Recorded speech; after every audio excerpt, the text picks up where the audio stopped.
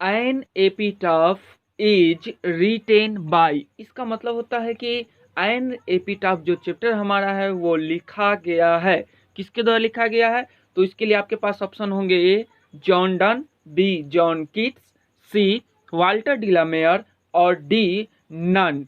तो चलिए अब आप बताइए कि इसमें से कौन सा ऑप्शन आपका करेक्ट है।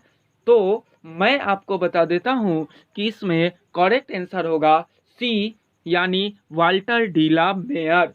मैं आपको यहाँ पर एक बात बताना चाहूँगा कि अगर आपने अभी तक एन एपिटाफ पोएम की वीडियो नहीं देखी है तो सबसे पहले आप एन एपिटाफ पोएम की वीडियो को देखिए, तब आप क्वेश्चन बनाइए तो आपको कोई प्रॉब्लम नहीं होगी, जिसका लिंक मैंने डिस्क्रिप्शन में दे दिया है। अब हमारा नेक्स्ट क्वेश्चन कहता है कि वाल्टर डिलामेयर वाज बोर्न एट, इसका मतलब होता है वाल्टर डिलामेयर का जन्म हुआ था। ऑप्शन ए होगा Kent in England, option B होगा लंदन इन इंग्लैंड, सी होगा नेपाल या फिर डी इंडिया। तो अब आपको बताना है कि वाल्टर डिलामेयर का जन्म कहाँ हुआ था। तो चलिए मैं आपको बता देता हूँ कि इसका ऑप्शन होगा ए, यानी कि केंट इन इंग्लैंड। अब हम लोग नेक्स्ट क्वेश्चन की ओर बढ़ते हैं। तो चलिए अब हमारा नेक्स्ट क्वेश्चन कहता है कि वाल्टर डिलामेयर वाज फेमस फॉर, इसका मतलब होता है कि वाल्टर डिलामेयर प्रसिद्ध थे किसके लिए। तो चलिए इसके लिए आपके पास ऑप्शन ए होगा मेटाफिजिकल पोएट, बी होगा वार पोएट, सी होगा लव पोएट, डी होगा चिल्ड्रन पोएट।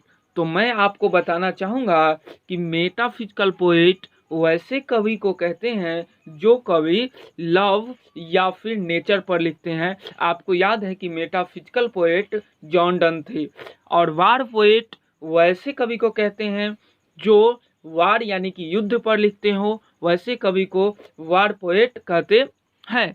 तो आपको याद है कि वाल्टर डिलामेयर की चर्चा मैंने जब पोएम में की थी तो आपको बताया था कि वाल्टर डिलामेयर को बच्चों के प्रति बड़ा स्नेह प्रेम था, इसलिए वाल्टर डिलामेयर को चिल्ड्रेन पोएट कहा जाता है। इसका मतलब है इसका करेक्ट आंसर होगा डी, यानी चिल्ड्रेन पोएट।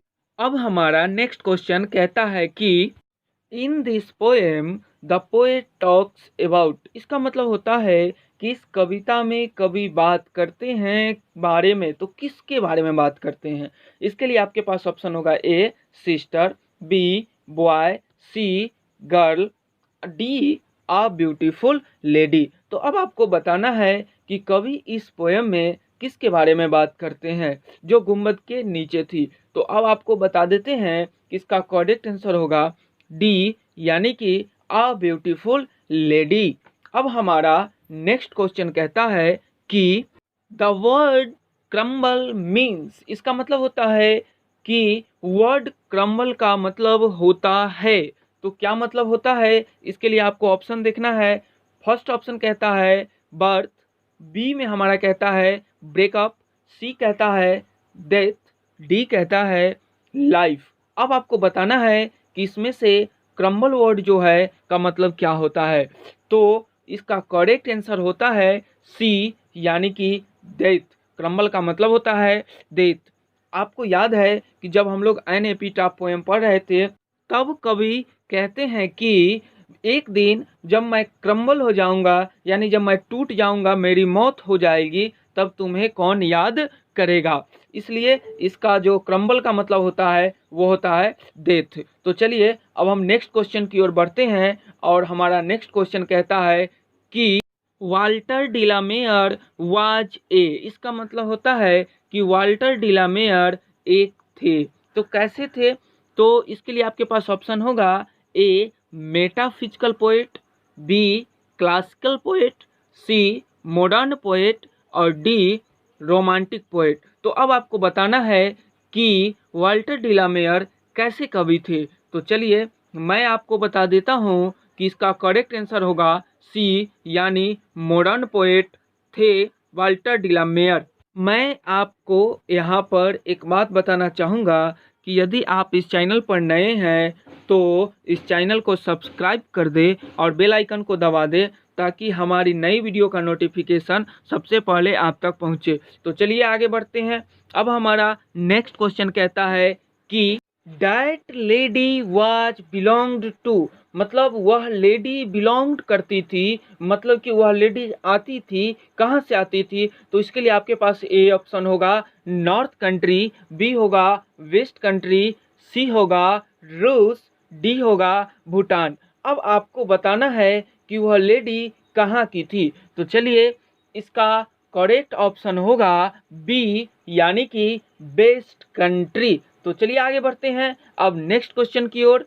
तो हमारा नेक्स्ट क्वेश्चन कहता है कि according to the poet the beauty of that lady, यानी कवि के अनुसार उस लेडी की सुंदरता। इसके लिए आपके पास ऑप्शन होगा A is not good, B add up, C Venus और डी होगा नन।